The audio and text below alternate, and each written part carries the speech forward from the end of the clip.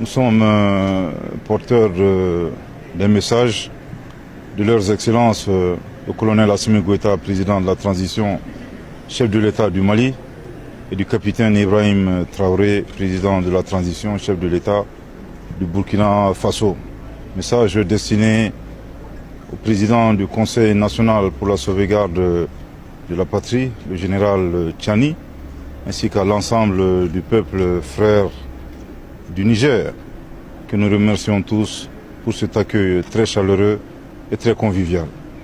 L'audience qui nous a été accordée par le président du Conseil national pour la sauvegarde de la patrie a porté globalement sur les principales décisions qui ont été prises par leurs excellences le colonel Assimi Goïta et son homologue du Burkina Faso, le capitaine Ibrahim Traoré, après les sanctions de la CEDEAO, décision mentionnée dans le communiqué conjoint du 31 juillet 2023, notamment la solidarité très forte à l'endroit du peuple nigérien, avec lequel nous partageons à la fois l'histoire et la géographie, également le refus catégorique pour le Mali ainsi que le Burkina Faso d'exécuter ces sanctions illégales, illégitimes et inhumaines prises contre le peuple nigérien.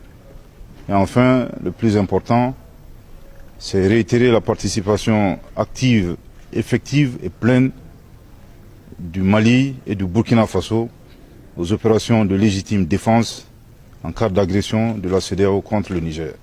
Je tiens ici à le préciser que toute intervention militaire contre la souveraineté d'un pays ne représente autre chose qu'une agression. Et bien entendu, agression que le Burkina Faso et le Mali rejettent catégoriquement.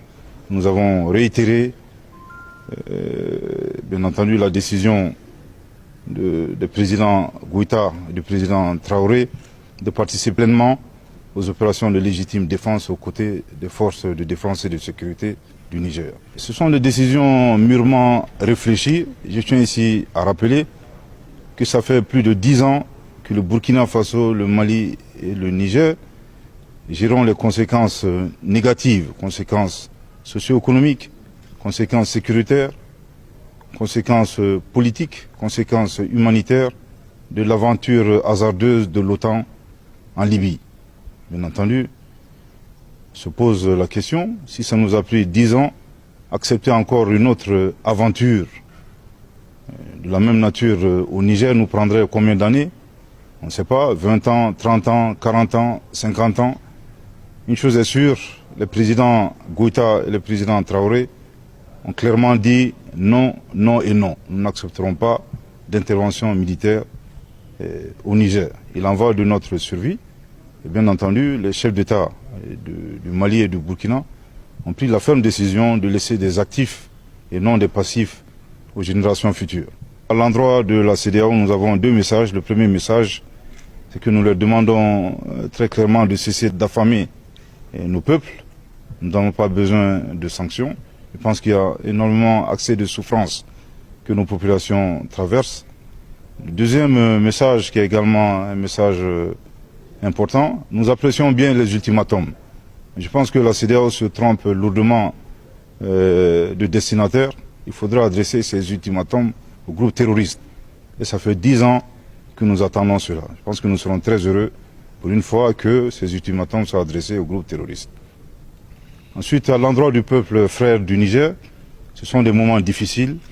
Le Mali et le Burkina Faso ont traversé des épreuves similaires. Nous tenons à leur rassurer très fermement de notre soutien et de notre solidarité.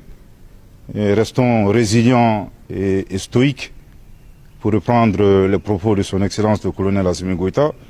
Tout ce qui est substantiel et positif ne peut s'obtenir dans la facilité. Et s'il plaît à Dieu, nous vaincrons. Afrique Média, le monde, c'est nous.